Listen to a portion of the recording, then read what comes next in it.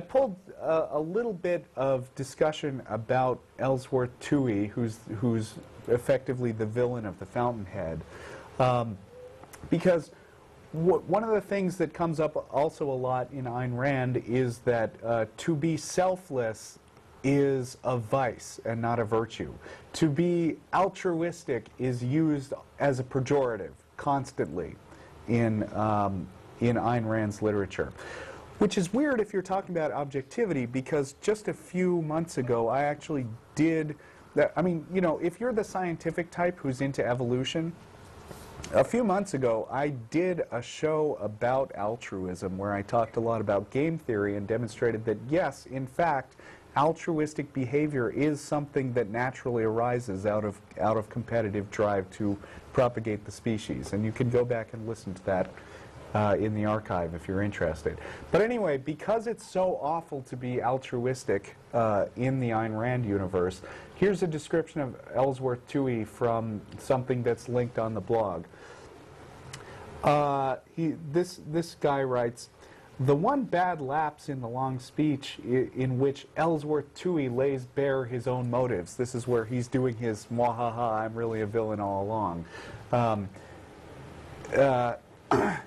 Let's see, Rand had put herself in an impossible position with her ethical theory. For Ayn Rand, a villain must be a completely self-sacrificing person. Toohey is an intelligent villain who wants power. And throughout the book, as a side note, you know, he's always talking about how wonderful it is to put people on welfare and to you know, be selfless and live for others, and it's the highest virtue, you know, so he's a real bad guy. Toohey is an intelligent villain who wants power, but somehow it has to come across that in wanting power he's not being selfish, because that would be virtuous. If Toohey had been dedicated to a mistaken ideal based on the theory that everyone would be happier in a world of self-sacrifice, it would be convincing. But then we would have no reason to hate him. If Toohey had known that universal self-sacrifice would lead to universal misery, but wanted it for the selfish motive of getting power for himself, this would be detestable, but then it would be dangerous to Rand's egoistic message. So Toohey has to want to do his bit towards a goal which, it is made clear in the end, can only arrive after his death, so he looks selfless. And to know that the goal will make everyone else completely wretched, and to want it for that reason. But that just makes him unbelievably loony. And then he doesn't have any plausible links to real people like Lewis Mumford and Harold Lasky, who were supposedly Rand's models for Toohey. You know, Toohey's villainy comes from the fact that in the end he's really going to hurt people, but that's not altruistic. That's just weird. Anyway.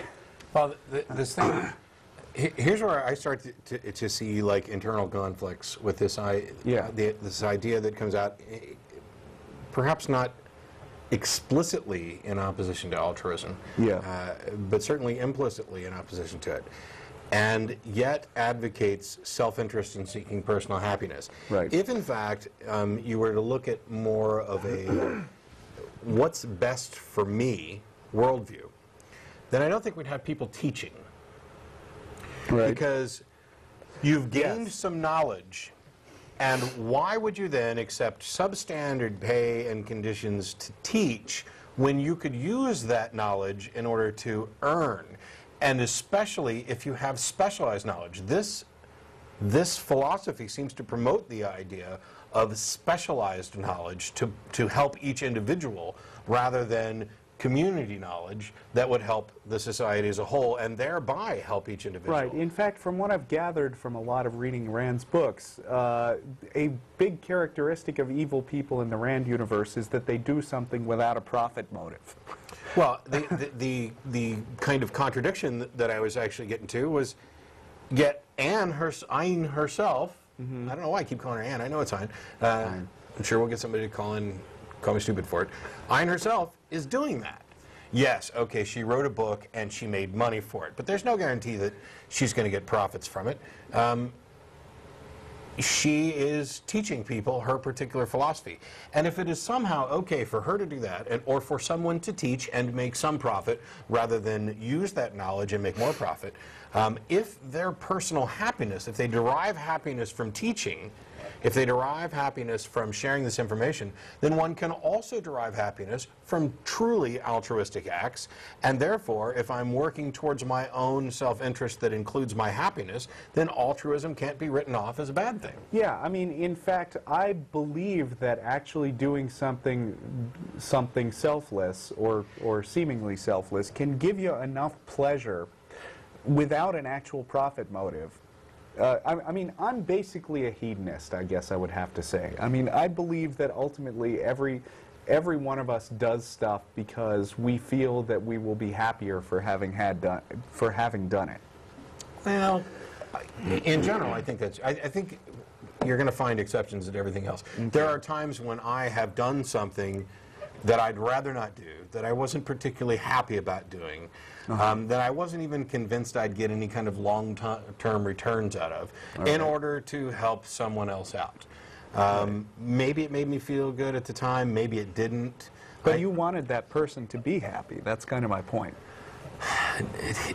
I'm not necessarily sure that that's the case all the time. Okay. I think that the complexity of why we do what we do is so great. And I think this is one of my biggest objectives to objectivism, is that it seems to be an oversimplification. Even with regard to epistemology, there's this really rigid idea of know, as in knowledge. And Ein came out against, of course, I'm not taking this personally, but one of my greatest heroes being David Hume. She was in opposition to the empiricist and the people who advocated philosophical skepticism. And I have a problem with that, as I happen to agree with them for the most part.